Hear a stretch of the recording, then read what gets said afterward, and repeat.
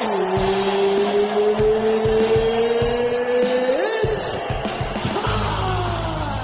for those of you without the benefit of Fuel TV, here are tonight's results from the Dustin Poirer vs. Korean Zombie card. The preliminary Facebook fights were covered by my Glove Up or Shut Up co-host Peter H, and the main fights on Fuel TV were covered by yours truly, Stevie J.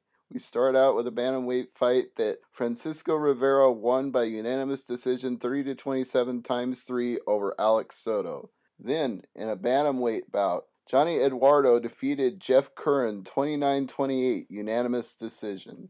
Third fight of the evening on Facebook did not go very long as Rafael Dos Anjos beat Kamal Shalarus 40 of the first round via rear naked choke. In a lightweight fight, TJ Grant took on Carlo Prater, and TJ Grant got the unanimous decision 30-27 x 3. Cody McKenzie fought Marcus Levasseur in a lightweight fight, and this one also did not go very long as Cody McKenzie was able to get a choke at 3:01 of the first round. Then they took a long break before coming back for the final Facebook fight at 7:30, and that was Brad Tavares versus Dong Yang. Tavares won a unanimous 29-28 decision that the crowd booed heavily because they felt that Dong Yang won. Moving on to Fuel TV.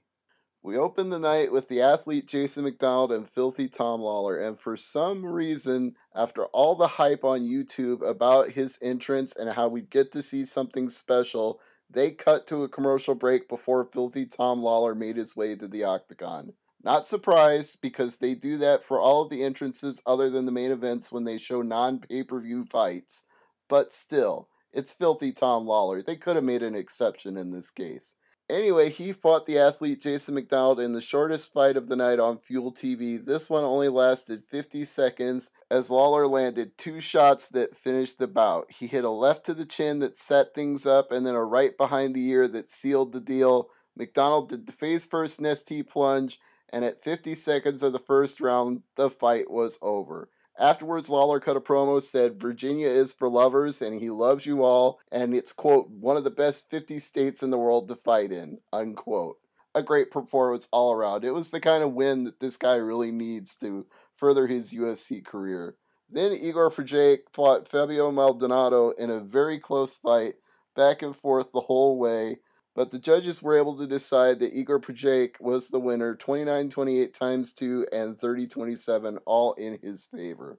Yves Tiger Jabouin fought Jeff Hellbound Hoagland in a fight that was pretty darn one-sided for Jabouin. In fact, he hit a couple of liver kicks that nearly finished the fight in the first round. Somehow Hoagland managed to survive, but it was a 10-8 round if I saw one. And then Hoagland manned up and toughed it out for the last 2 rounds, but Jabouin was just absolutely eating him alive with kicks, and the leg kicks in particular looked really brutal. So the final scores were 30-27, 30-26, and 30-27 for the unquestionable winner, Yves Tiger Jabouin. And the decision was no less clear in Cowboy Donald Cerrone versus Little Heathen Jeremy Stevens. He started out a little slow in the first round, but by the second and the third, Cerrone was just out there goofing around having fun. He was throwing anything he wanted to. Spinning strikes, elbows, jumping knees and Superman punches at the same time. He was just doing what he felt like, and everything he did was working. So he got a very definitive 30-27 unanimous decision.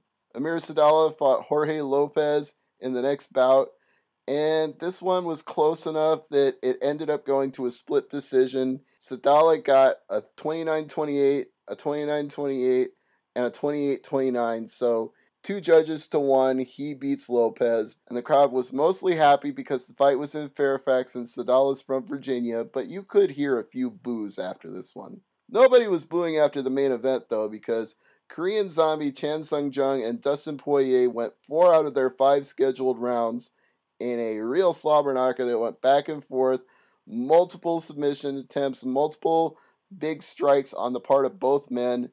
It was just great action to watch. I gotta specifically point out one of the most beautiful things that I've ever seen in a fight happened in the second round. It just blows my mind, this combination of things. Zombie threw a spinning back fist as Poirer threw a right hook. Then he landed a flying knee and 4 or 5 knees from the clinch. Then he rolled through a double leg takedown attempt by Poirer and landed on top in full mount.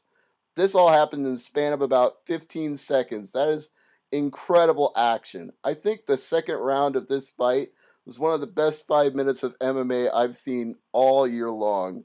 Poirer was even in a triangle at the end and only survived because of the horn. But he came back strong in the third round. He was landing his lefts quite regularly, and Zombie seemed to be slowing down quite a bit. His hands were dropped down around his waist. He was not defending the shots well. It looked like he might have even been starting to blur vision in one eye, but he still kept coming back. I mean, that's why they call him the Zombie. You can't stop the guy. He just kept on fighting. Every time he got cracked, he'd throw another shot and crack his opponent right back. So they ended up swinging big to finish the third round and then went to the fourth. And this is where the fight finally came to an end as Jung landed a right uppercut and a jumping knee at 45 seconds in. Poirer tried to get a takedown to regain his composure, but the Korean Zombie turned it into a Darce choke, and he finished the fight there. The official time was 1:07 of the fourth round for the winner. Jon Anik went to interview him afterwards. He thanked all the Korean fans who came out to support him. He said he was in trouble for a little bit of the third round. The thought of giving up had occurred to him, but he just kept going and finally found a way to get the win. Anik says he's beaten two of the top guys in the division in a row, Hominick and Poirer. The crowds all love him, so what's next? They didn't need a translator for his answer. He said, I quote, I want Jose Aldo. And that did it for UFC on Fuel TV and a great night of fights from UFC. You're listening to the Angry Marks Podcast Network.